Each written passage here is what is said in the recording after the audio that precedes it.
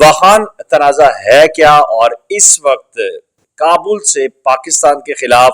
کون سی شخصیات؟ سلام ہے ہمارے شہیدوں اور غازیوں کو، سلام ہے ہمارے ان جانبازوں کو۔ آپ ذرا سرچ کیجئے کہ ہوز عباس تاطقزئی۔ عباس تاطقزئی اس وقت ڈیپٹی فارن منسٹر ہیں افغانستان کے، اور یہ انڈین دہرادون کا کمیشنڈ آفیسر ہے۔ کیا افغانوں کو خون کے سوا اور کسی چیز سے رغبت نہیں ہے؟ کیا افغان ہمیشہ محسن کش ثابت ہوتے رہیں گے؟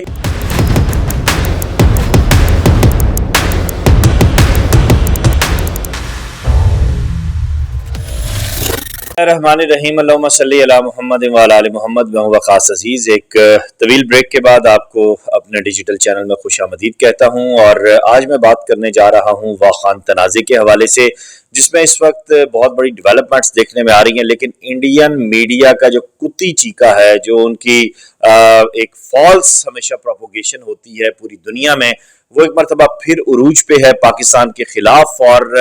وہ جو چانکیا کے چیلے ہیں وہ ہذیان بک رہے ہیں، ان کے منہ سے جھاگ نکل رہی ہے، اور پہلے دنیا بھر میں انہوں نے پاکستان کو، پاکستان کی سالمیت کو، سبز ہلالی پرچم کی جو مہک ہے اس کو سبوتاژ کرنے کی اپنی ہر قسم کی کوشش کی، لیکن منہ کی کھانی پڑی۔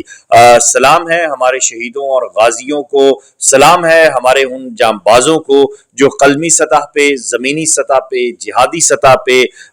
پاکستان کے لیے اور پاکستانی قوم کے لیے ہر قسم کی جو قربانی ہے وہ دے رہے ہیں۔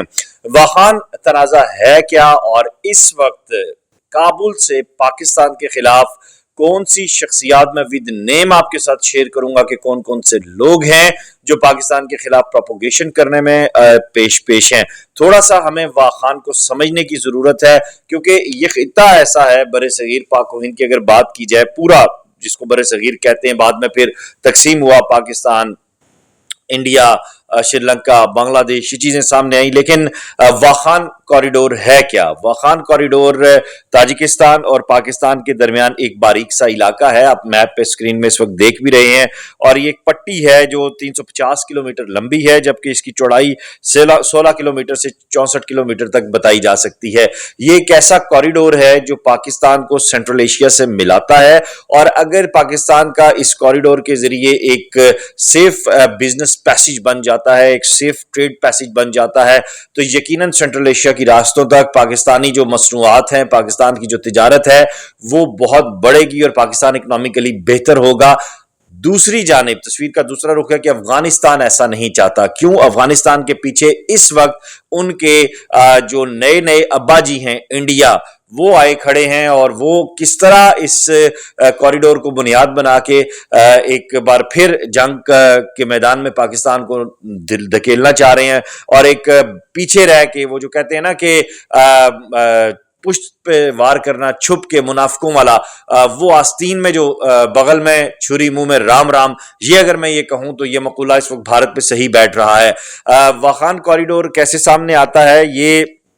جس طرح میں نے کہا کہ پاکستان سینٹرل ایشیا کے ساتھ ملے گا، اسی طرح ایک وقت تھا جب اس خطے میں دو قوتیں تھیں، ایک رشیا اور ایک برطانیہ، تو ان دونوں کو اگر دیکھا جائے تو دونوں کی الگ الگ اپنے خطوں پہ پوری جو ہے وہ ایک بادشاہی کہیں، حکمرانی کہیں، تسلط کہیں، جو بھی تھا، اس پہ اگر میں تفصیل میں جاؤں گا تو پھر میرا یہ ولاگ بہت لمبا ہو جائے گا اور میں ڈی ٹریک ہو جاؤں گا، لیکن مختصراً میں لہٰذا بات کرتا ہوں، وہ یہ ہے کہ بر صغیر کو سینٹرل ایشیا سے الگ کرنے کے لیے 1890s میں اس کوریڈور کو ڈیولپ کیا گیا، اور اس کوریڈور کی ڈیولپمنٹ کے بعد اگر دیکھا جائے تو پھر بہت سی پولیٹیکل چیزیں بھی سامنے آئیں، اور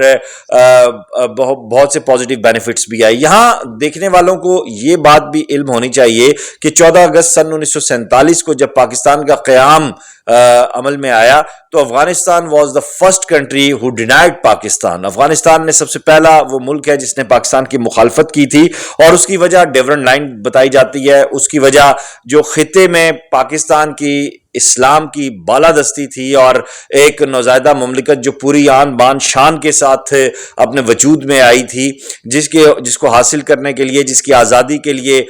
لاکھوں جانیں جو ہیں انہوں نے جانیں آفرین کے سپرد کی تھیں، وہ سامنے آئے۔ اور اب اس وقت دیکھا جائے تو 2021 میں جب طالبان حکومت کا قیام عمل میں آتا ہے تو عالمی ماہرین بھی یہ کہہ رہے تھے، اور پاکستان کے جو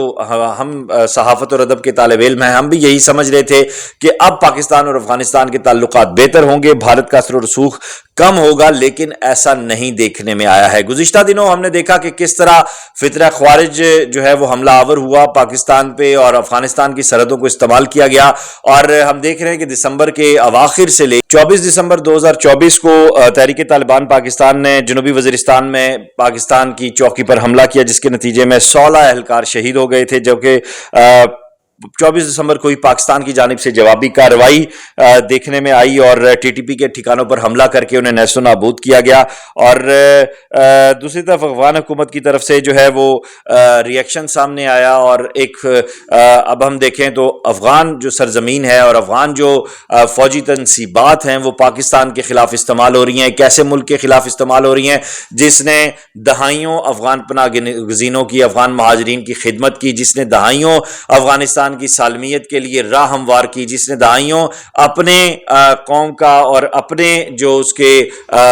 معاشی اہداف تھے ان کو پرے رکھ کے اپنے پڑوسیوں کو لا الہ الا اللہ محمد رسول اللہ کی بنیاد پہ سپورٹ کیا، اور وہی پڑوسی آج محسن کشی کا شکار ہو رہے ہیں، آج وہی پڑوسی اپنے محسن کو آنکھیں نکال رہے ہیں، آج وہی پڑوسی اپنی سرزمین کو اپنے برادر اسلامی ملک کے خلاف ایک ہندواتا کے پرچار ملک سے، ایک مشرک ملک سے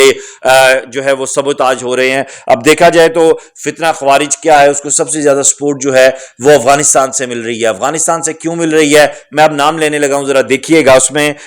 دیکھیے سر عباس تاتکزئی، آپ ذرا سرچ کیجئے کہ ہوز عباس تاتکزئی۔ عباس تاتکزئی اس وقت ڈیپٹی فارن منسٹر ہیں افغانستان کے، اور یہ انڈین دہرادون کا کمیشنڈ آفیسر ہے، یعنی بھارت کا اس حد تک افغان حکومت میں انفلوئنس ہے کہ اس نے اپنے سابق کمیشنڈ آفیسرز، اپنے را کے ایجنٹس افغانستان میں اہم عہدوں پر بٹھائے ہوئے ہیں۔ اور آپ کو پتا ہوگا کہ گزشتہ سال کے اواخر میں جب کابل میں افغان سفارت خانے میں اٹیک ہوا، دہشت گردی کا حملہ ہوا وہاں پہ، تو وہاں پہ را کے انڈر کور ایجنٹ مارے گئے۔ میں پھر اے پی ایس پشاور کا حوالہ دوں گا، اس کی ساری جو پلاننگ ہے پوری دنیا کے سامنے آیا ہے کہ کس طرح انڈین سفارت خانے میں ہوئی، اس وقت کے جو را کے ہیڈ تھے وہ وہاں پہ موجود تھے اس حملے کے وقت، اور کیسے سب کو پلان کیا گیا۔ اور اس وقت بھی جے پی سنگھ سب سے زیادہ ملا یعقوب سے ملاقاتیں کر رہے ہیں، اور ان ملاقاتوں کا نتیجہ یہ نکل رہا ہے کہ انڈین جو فورن آفس ہے اور انڈین جو میڈیا ہے وہ چیخ رہا ہے کہ پاکستان کی ایئر سٹرائک کے نتیجے میں اس ایریے میں جس کو واخان کہتے ہیں وہاں پہ بچوں کو جو ہے وہ ٹارگٹ کیا گیا، عورتوں کو ٹارگٹ کیا گیا، جبکہ افغانستان کی جانب سے ایسا کوئی بیان نہیں آیا، اور افغانستان نے جو حقائق ہیں ان کو بھی جھٹلایا ہے، لیکن عجیب و غریب پالیسی ان کی سامنے آ رہی ہے۔ اور جہاں تک میرا انالیسز ہے وہ یہ ہے کہ افغان طالبان جو ہے وہ سول وار نہیں چاہتے، اور سول وار اسی صورت میں شروع ہو سکتی ہے وہاں پہ کہ جو پاکستانی طالبان ہیں اور داعش جو ہیں،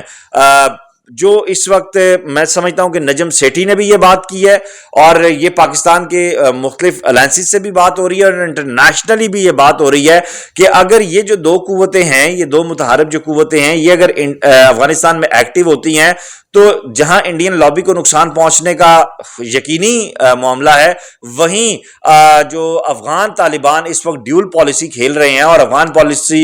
میکر جو ہیں وہ یہ سمجھ رہے ہیں کہ دنیا کو ان کی سمجھ نہیں آ رہی، تو یہ بچگانہ بات ہے۔ اور ساتھ ساتھ انڈیا جو ہے وہ یہ دعویٰ کر رہا ہے، انڈین میڈیا یہ کہہ رہا ہے کہ انڈیا جو ہے وہ ڈیولپمنٹ پروجیکٹ شروع کر رہا ہے، اور انڈین فارن سیکرٹری کی اس معاملے میں انٹریز بھی نظر آئی ہیں افغانستان میں۔ تو سوال یہ پیدا ہوتا ہے جو میں آخر میں چھوڑ کے جا رہا ہوں کہ کیا ایک مرتبہ پھر افغانستان عبداللہ اور حامد کارزائی کے اس زمانے میں جانے والا ہے؟ دنیا آگے بڑھ رہی ہے، زندگی آگے بڑھ رہی ہے، معیشت آگے بڑھ رہی ہے، تو کیا افغانستان ایک مرتبہ پھر اپنے آپ کو اسی جنگ کی وادی میں دھکیل رہا ہے؟ کیا افغانوں کو خون کے سوا اور کسی چیز سے رغبت نہیں ہے؟ کیا افغان ہمیشہ محسن کش ثابت ہوتے رہیں گے؟ کیا افغان کبھی رشیا، کبھی امریکہ اور اب پھر انڈیا کے اعلی کار بن کے اپنی خود مختاری اور سلامتی کو گروی رکھتے رہیں گے اور ایک رکھیل کے طور پر ان ممالک کے ہاتھوں میں کھیلتے رہیں گے. اس سب پہ بات کروں گا آئندہ آنے والے ولاگ میں اور آپ کو بتاؤں گا کہ ٹھیک ہے ہمارے نیشنل میڈیا نے اس پہ بات کر دی ہے، لیکن کچھ چیزیں ہیں بیہائنڈ دا پکچر کہ چائنا کی اس خطے میں انٹری سے کیا ہوگا، اور جو سلک روٹ یہ ماضی میں کہلاتا رہا ہے واخان، اور اب ایک مرتبہ پھر جو موجودہ سلک روٹ ہے اس کے ساتھ اگر یہ اٹیچ ہوگا تو زندگی کس طرف بڑھے گی، لوگوں کا بوت و باش کیسے بہتر ہوگا، خطے میں تعمیر و ترقی کی کون سی نئی جو کھڑکیاں ہیں، جو نئے کوریڈورز ہیں، جو نئے دریچے ہیں وہ کیسے کھلیں گے. لیکن ایک بات واضح ہے کہ سبز ہلالی پرچم اور پاک سرزمین کی جانب اٹھنے والی ہر میلی آنکھ کو ہم نوچنا جانتے ہیں. اس ویڈیو لنک کو زیادہ سے زیادہ شیئر کیجیے گا. اپنا خیال رکھیے گا. خدا حافظ.